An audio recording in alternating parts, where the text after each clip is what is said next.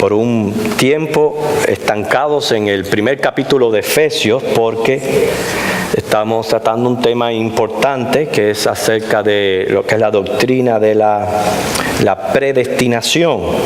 Quiero enfatizar cosas que se han dicho a través de este estudio, pero que es importante que podamos tener en nuestra mente. Todos sabemos que esto es un tema bastante controversial, se presta a diferencias de opiniones, pero enfatizo de nuevo el hecho de que el Evangelio, según la perspectiva humana, es sencillo. Sabemos que por gracia, por medio de la fe, debe de ser suficiente para, como cristianos, mantenernos unidos, glorificando a nuestro Señor, que al fin y al cabo la unidad lo glorifica, y debemos de perseverar en esa unidad. Y lo que Dios quiere con la iglesia es que precisamente sea una embajadora de este Evangelio y se predique. Está lo que es la perspectiva divina, que ya tiene que ver con el ejercicio de su soberanía, y es ahí donde a veces se nos es difícil.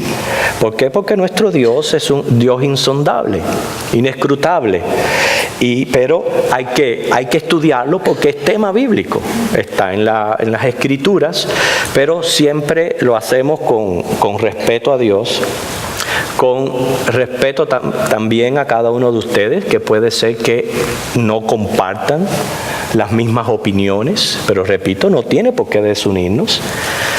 Como expresé el martes pasado, yo creo que también es importante, si yo como persona tengo mi convicción personal, que ustedes como iglesia conozcan la convicción de su pastor y de que sepan qué cree su pastor. Yo no soy un pelele que no tengo mis convicciones, no, yo tengo...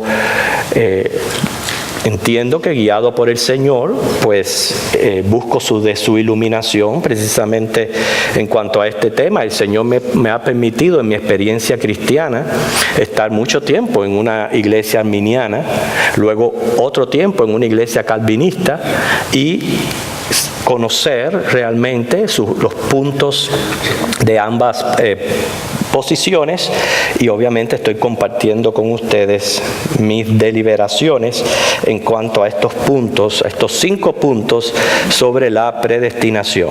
Efesios capítulo 1, versículos del 3 al 11, prácticamente es el texto que estamos estudiando,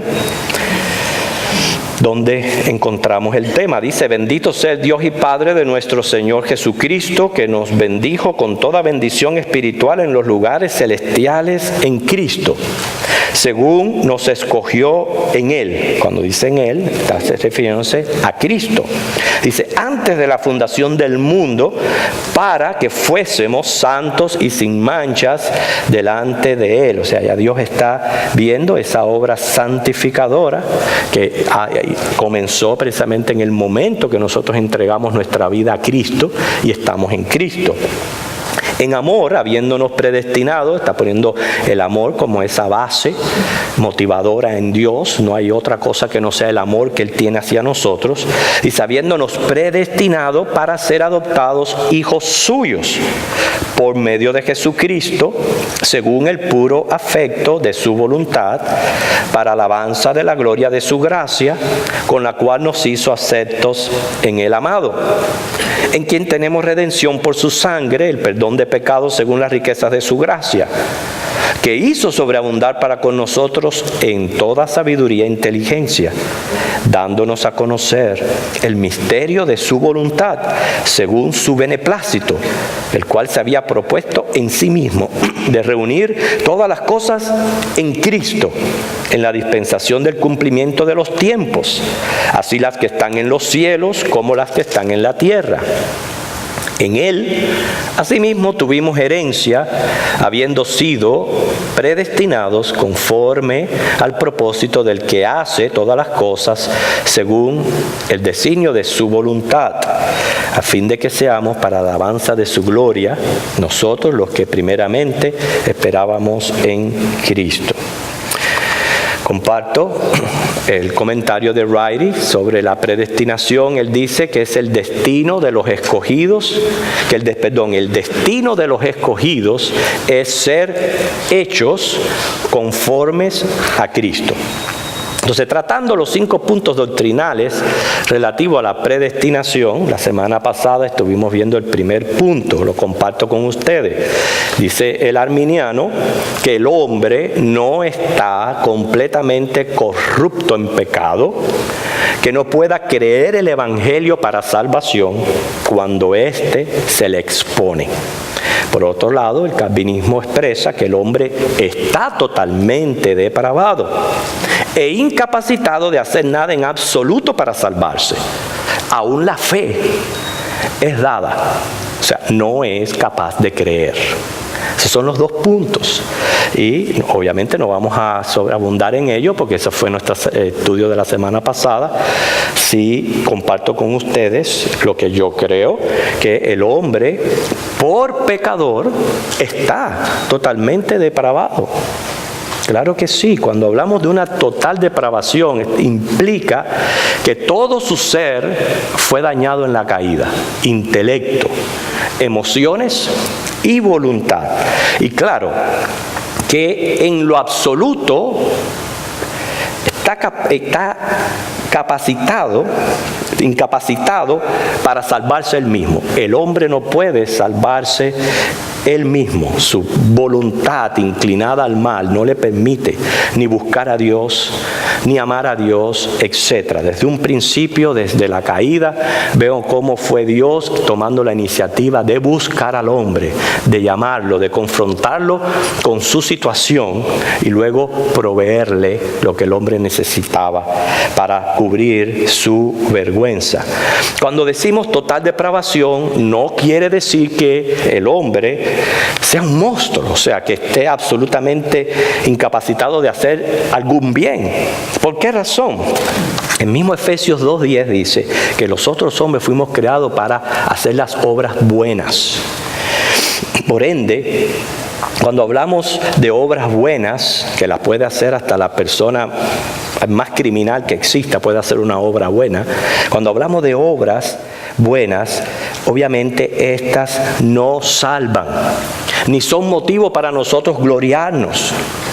Inclusive el Señor Jesús enseñó en Lucas 17, 7 al 10, con relación al servicio, que cuando nosotros hacemos algo para bueno o servimos a alguien, simplemente estamos haciendo aquello para lo cual fuimos creados. No hay nada de qué gloriarse en eso. Me pongo, por ejemplo, pienso como en una cafetera de café. ¿Qué hace una cafetera de café? ¿Para qué fue inventada y confeccionada? Para colar café. Mientras esté colando café, nadie se admira. Ahora, el día que usted ve una cafetera colando café y a la vez le produce la crema y el azúcar, entonces sí, usted admírese, que es un fenómeno. Pero que nosotros hagamos obras buenas, estemos en Cristo, no estamos en Cristo, eso no es de gloriarse. Si para eso Dios nos hizo, para hacer obras buenas. Lo que pasa es, siempre en otras ocasiones he dicho, abunda tanto el mal y las malas obras que cuando hacemos algo bueno queremos tocar trompeta. De tanta maldad, porque abunda más la maldad. Entonces, el hombre, y en eso se equivoca el arminiano, que de creer que ya Dios lo hizo todo, ahora el hombre es el que tiene que ir a Dios. No, el hombre no puede ir a Dios. No va a querer ir a Dios. Dios es el que lo busca, lo llama, repito, lo confronta con su condición, le provee la solución. Y a eso el hombre tiene que responder creyendo, en fe.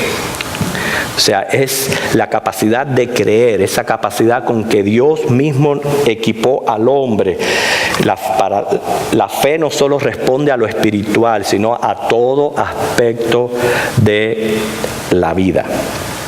Entonces, es nuestro punto de vista en cuanto al primero. Segundo punto, según el arminiano, dice, El hombre nunca es completamente controlado por Dios, que no pueda rechazar la gracia de Dios. Fíjese, el hombre nunca es completamente controlado por Dios, que no pueda rechazar la gracia de Dios. El calvinismo, respondiendo a esto, plantea lo que es la elección incondicional, dice que más bien la fe es dada, que el hombre no es capaz de creer, por ende la gracia es irresistible.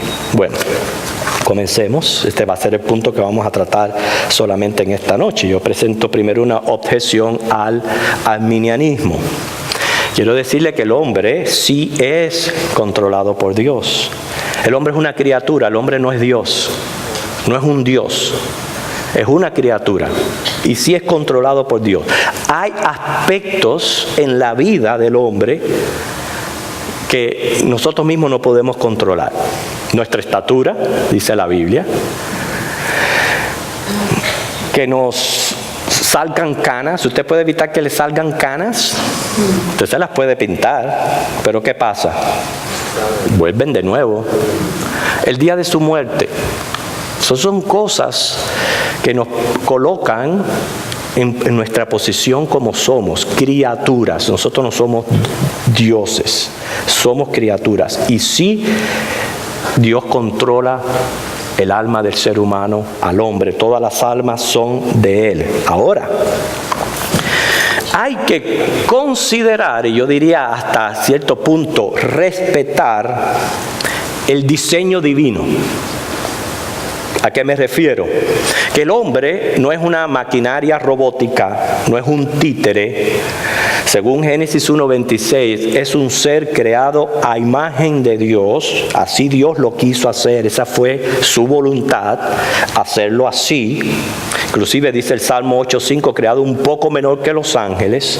O sea que el ser humano posee aspectos personales que lo hace un ente pensante, sentimental, volitivo.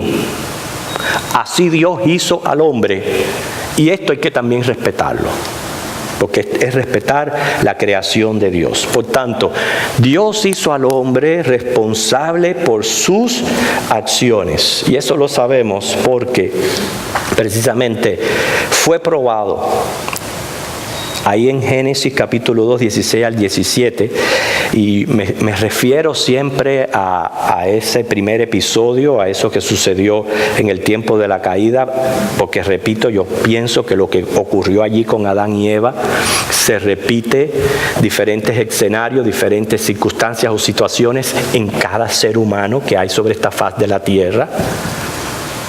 Porque igual que ese pecado de Adán lo heredamos todos, lo que sucedió allí ha de suceder en la vida de cada uno de nosotros. Dios probó al hombre con el árbol de la ciencia del bien y del mal. Y ustedes conocen el relato, claramente se lo dijo. Ustedes van a poder comer de toda esta abundancia de árboles que yo he creado. De este árbol no pueden comer, y los mandó, es un mandamiento. Los mandó a que no comieran de ese árbol. Claramente les dice, el día que coman, ciertamente morirán. Quiere decir, aquella pareja tenía, no era opcional, que creer aquel decreto divino. ¿En qué resultó la caída? La caída resultó, según Génesis 3, 4 al 5, de cómo el diablo tergiversó las palabras de Dios, pero al fin y al cabo Eva le creyó al diablo cuando le dijo, no morirás. Entonces, como ustedes pueden ver, ahí estaba la fe jugando un papel importantísimo. ¿Le creían a Dios o le creían al diablo? Y ahí está todo. Hoy día es el Evangelio. O usted le cree a Dios por el Evangelio, o usted no le cree a Dios. Y eso hace la diferencia entre unos y el otro. Fíjese que Dios bien pudo no haber hecho árbol de ciencia del bien y del mal. O haber puesto ángeles guardianes guardando el árbol. Pero así no fue como Dios lo quiso. Dios quiso probar aquella pareja, aquellas personas creadas a su imagen, que le dio toda la capacidad de usar todas las fibras de su cerebro para pensar y tomar decisiones y sentir. Y eso fue probado en el hombre. ¿Por qué? Porque Dios perseguía un propósito con aquella prueba de fe. ¿Qué perseguía Dios? Un pueblo que lo adore, que lo alabe, que lo ame. Pero que sea en espíritu, que sea en entendimiento, en fe, en voluntad propia. Hoy, la iglesia de Cristo. O sea que prácticamente entendemos, no podemos obligar a las personas a hacer esto, a hacer aquello, a que crean, que no crean.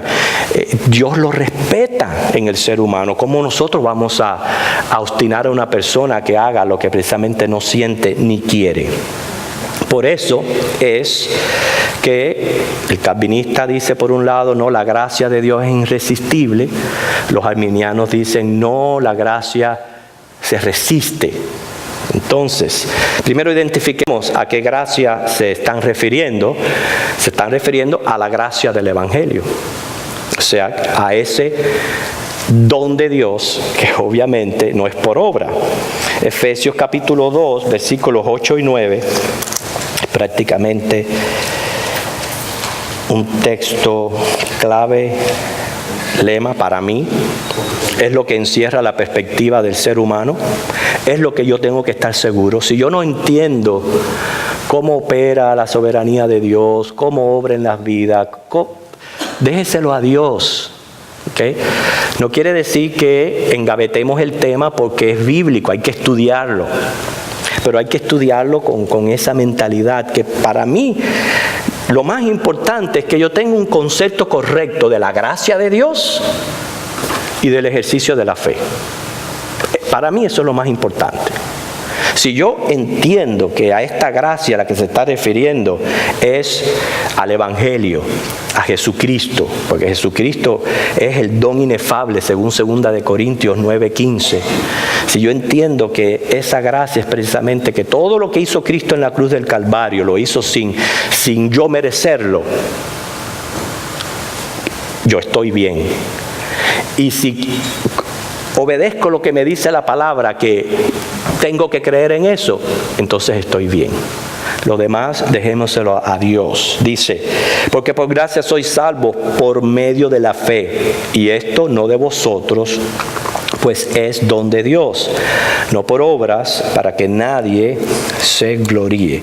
O sea que nuestra justificación, que es lo que nos da la seguridad de la salvación, descansa 100% en los méritos de Cristo, en su sacrificio en la cruz. Cuando dice no es por obras, está eliminando todo tipo de justicia propia. Y mira que los hay. Y precisamente las religiones y las sectas se identifican en salvaciones por obras. Cuando hablamos de la justificación, el hombre, como dice el dicho, no tiene ni ton ni son. Es un cero, es neutro, es nulo cualquier esfuerzo que pueda hacer el hombre. Es más, ni aún ser religioso puede salvarle. Nosotros nos apropiamos de esta gracia de Jesucristo, que es el don inefable, por la fe. Ahí lo dice, porque por gracia sois salvos por medio de la fe. Ahora, lo que expresa el calvinista, porque como ahí sigue diciendo, esto no de vosotros, pues es don de Dios, no por obras para que nadie se gloríe, están incluyendo la fe también como don. Pero un don, porque yo estoy de acuerdo que es un don de Dios la fe, pero un don que se le da solo a los escogidos, y ahí es donde no puedo estar de acuerdo yo. No puedo estar de acuerdo. ¿Okay? Sí, la fe es un don de Dios. Hermanos, todo lo que nosotros somos, ¿quién lo hizo? ¿Lo fabricamos nosotros mismos? ¿Vino de un proceso evolutivo? No. El creer, que al final, desde un principio Dios capacitó al hombre para creer, porque tenían que creer en aquella palabra que Dios había dicho sobre el árbol de la ciencia del bien y del mal. Eso es un don natural, completamente natural, que ¿lo tienen solamente los escogidos? No. Aún los que no son creyentes tienen que creer, porque para usted negar tiene que creer eso. Como dije anteriormente, la fe lo mueve todo.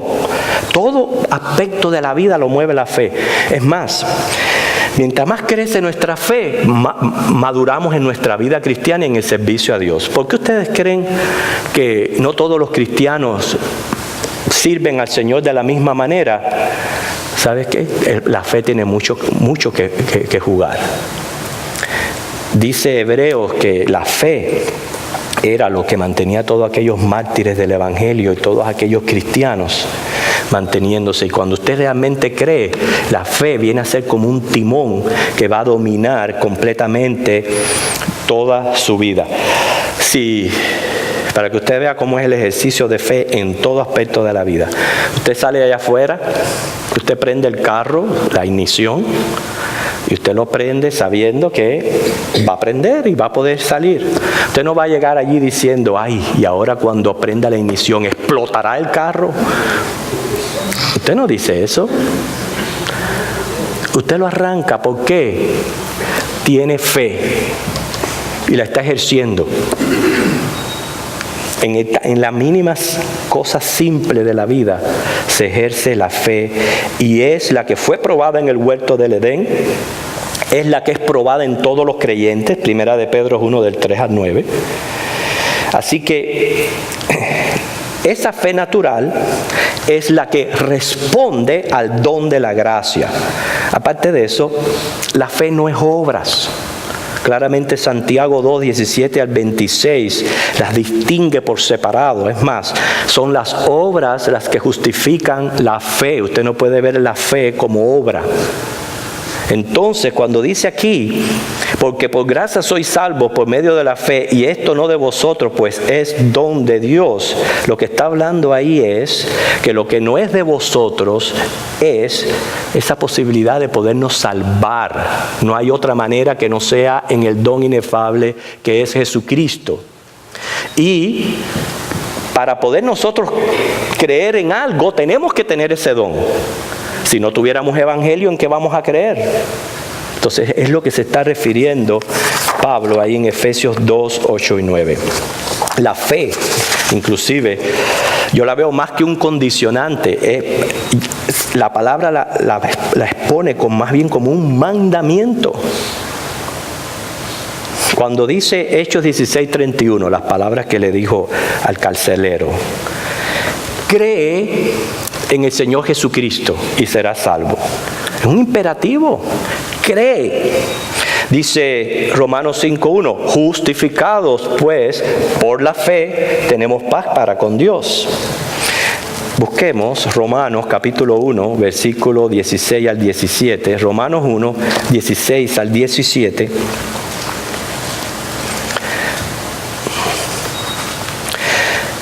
Porque no me avergüenzo del Evangelio, porque es poder de Dios para salvación a todo aquel que cree.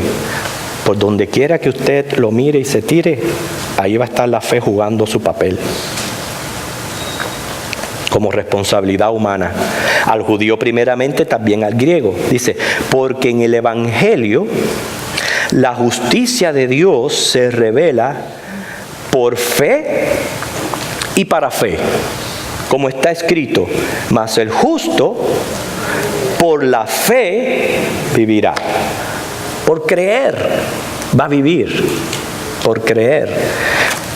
Otro versículo interesante, Juan 3, ustedes saben el versículo de memoria, Juan 3, 16, porque se le dice que es el corazón de la Biblia, pero hay muchas personas que paran ahí en el 16, no siguen leyendo lo que continúa, que habla también acerca de la razón por la cual hay personas que no van a experimentar salvación.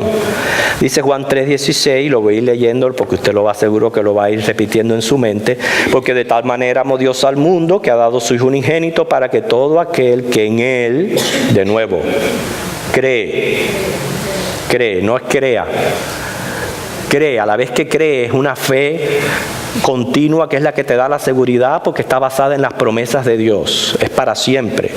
Dice, no se pierda, mas tenga vida eterna. Porque no envió Dios a su Hijo al mundo para condenar el mundo, sino para que el mundo sea salvo por Él. Ese va a ser otro punto que vamos a tratar más adelante. Pero cuando el Señor se refiere a mundo, se está refiriendo a la humanidad. Nunca el Señor se va a referir a su pueblo como mundo. No, su pueblo es su pueblo. Cuando dice mundo, es la humanidad entera. Y claramente dice, Jesús no vino a condenar, el mundo ya estaba condenado. ¿Qué va a condenar Jesús si ya nuestro pecado es el que nos ha condenado? Y el mundo entero está bajo condenación. No, Él no vino a condenar, Él vino a que el mundo, los que están en el mundo, sean salvos. Pero ¿por qué no son salvos? Dice, el que en Él cree, ahí está la fe de nuevo, no es condenado. Pero el que no cree ya ha sido condenado, porque no ha creído en el nombre del unigénito Hijo de Dios. La incredulidad es lo que lo ha de llevar al infierno, el pecado de incredulidad. Y después expresa las razones por las cuales no creen, pero ahí claramente se está poniendo en juego lo que es la fe. O sea, cuando el ser humano, Dios lo busca, porque no lo buscamos por nosotros mismos, lo llama, lo confronta con su situación, escucha el Evangelio, entonces tiene que responder. Cree. Los que creen, como dice Efesios 1:13, pues entonces son sellados por el Espíritu, que son las arras de su herencia. Proceden al arrepentimiento y la conversión por haber creído en Cristo. Otros, por eso dice Mateo 20:16, muchos son llamados, muchos, pero son pocos los escogidos. Muchos.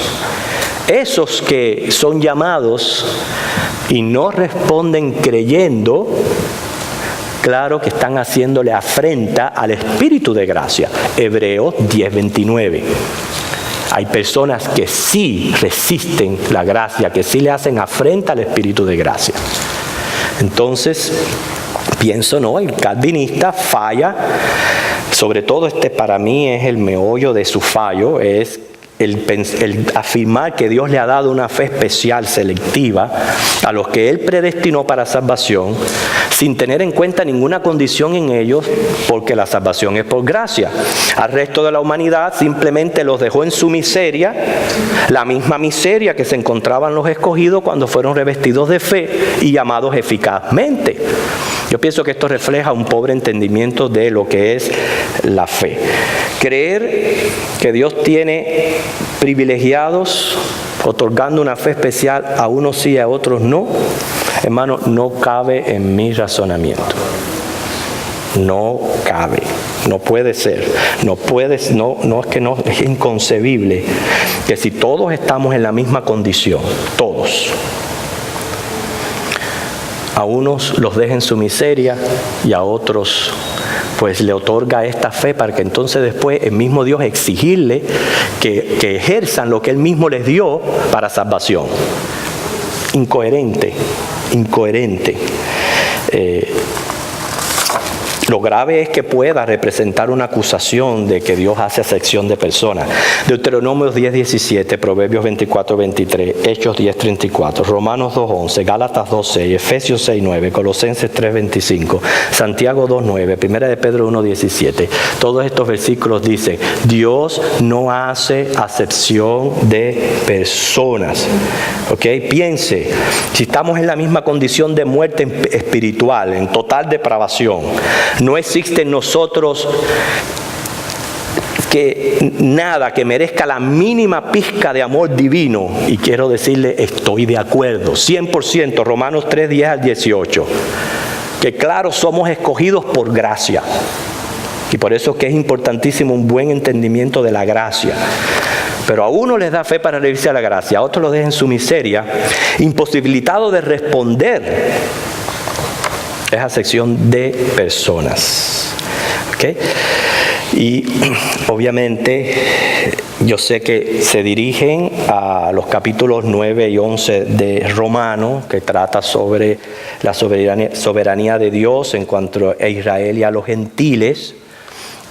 Interpretan estos capítulos según prejuicio, pero recuerde, no podemos sacar en ningún momento un texto, y más que todo del contexto general de las Escrituras. En el contexto general de las Escrituras, usted tiene que ver la fe como imperativo y el hecho de que Dios no hace acepción de personas. Es más, si vamos a ese mismo capítulo, Romanos 9, versículo 30 al 32,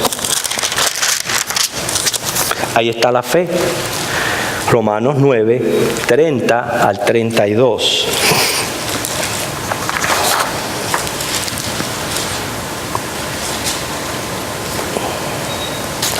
Dice: ¿qué pues diremos? Que los gentiles que no iban tras la justicia han alcanzado la justicia, es decir, la justicia que es por fe. Por fe. Mas Israel, que iba tras una ley de justicia, no la alcanzó. ¿Por qué? Porque iban tras ella no por fe, sino como por obras de la ley, pues tropezaron en la piedra de tropiezo, como está escrito: he aquí pongo en Sión piedra de tropiezo y roca de caída, y el que creyere en él no será avergonzado. Y ese mismo versículo que hay ahí, que después aparece en Primera de Pedro capítulo 2, versículos 6 al 8, habla también de la fe. Dice, Primera de Pedro 2, del 6 al 8. Por lo cual también contiene la Escritura: he aquí pongo en Sión la principal piedra del ángulo, escogida, preciosa, y el que creyere en él no será avergonzado. Fíjese: para vosotros pues, los que creéis, él es precioso. Pero para los que no creen, ¿usted está viendo ahí la repetición? La fe, creer, no creer, ¿qué es lo que está haciendo la diferencia marcada entre unos y otros? ¿Se está dando cuenta por la misma palabra? Para vosotros pues los que creéis, él es precioso. Pero para los que no creen, la piedra que los edificadores desecharon ha venido a ser cabeza del ángulo y piedra de tropiezo y roca que hace caer, porque tropiezan en la palabra siendo desobedientes, a lo cual también fueron destinados. Más bien el consenso de Romanos 9, cuando se trata de la soberanía de Dios, Pablo nos está diciendo, inclusive en el capítulo 11, él termina diciendo: oh profundidad de la riqueza de la sabiduría de la ciencia de Dios, cuán insondables son sus juicios, inescrutables sus caminos. Porque ¿quién entendió la mente del Señor? ¿O quién fue su consejero? ¿O quién le dio el primero para que le fuese recompensado? Porque de Él y por Él y para Él son todas las cosas. Él sea la gloria por los siglos. Amén. El Señor nos está diciendo a los hombres: no cuestionemos a Dios. No lo cuestionemos, Él es insondable. Cualquiera pudiera atreverse a tentar a Dios y preguntarle: bueno, Dios, tú eres omnisciente, y si tú sabías que estos vasos que son de la misma masa, cuando dice de la misma masa, la misma esencia humana, capacitados, hechos igualmente, el Señor no hizo a los escogidos diferentes a los otros, todos son la misma masa. Pero sin embargo, de esa misma masa hay vasos de honra, quiere decir vasos que adorarán a Dios por la eternidad. Otros son de deshonra porque tristemente están destinados por su desobediencia al infierno. Pero ¿qué es lo que ha hecho la diferencia? Según el contexto general de las Escrituras, la fe.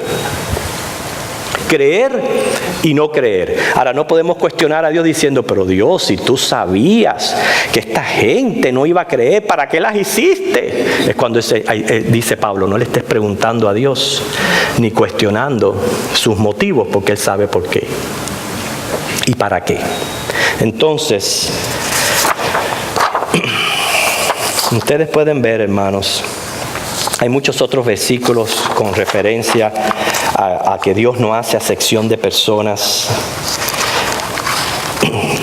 que inclusive nos manda a no juzgarnos unos a otros. Ya estoy terminando. Romanos 2:11.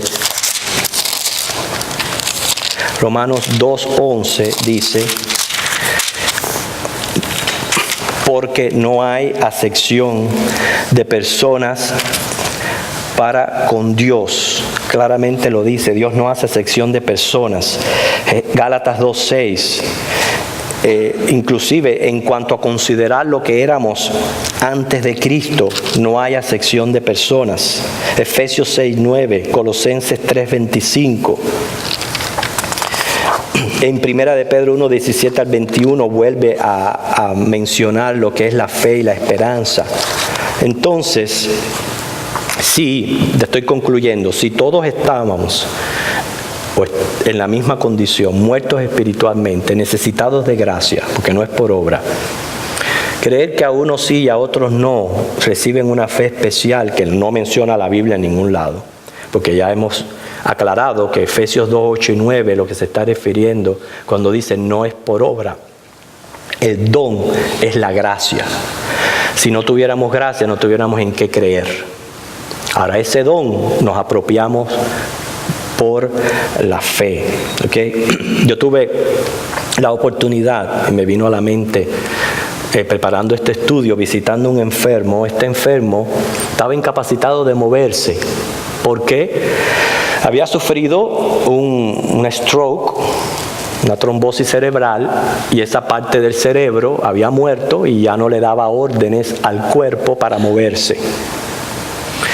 Y estaban los terapistas pues tratando por todos los medios de que aquella pobre persona se moviera. Y yo, pero ¿cómo es posible? No se puede mover. No es que quiera, no se puede mover. ¿Okay? Entonces, ¿cómo es que Dios va a juzgar y va a llevar ante Él en juicio a un grupo de personas que simplemente estaban imposibilitadas de creer, que es la manera de apropiarnos de la salvación, porque Dios no le dio el don? No. Pero ¿sabes qué?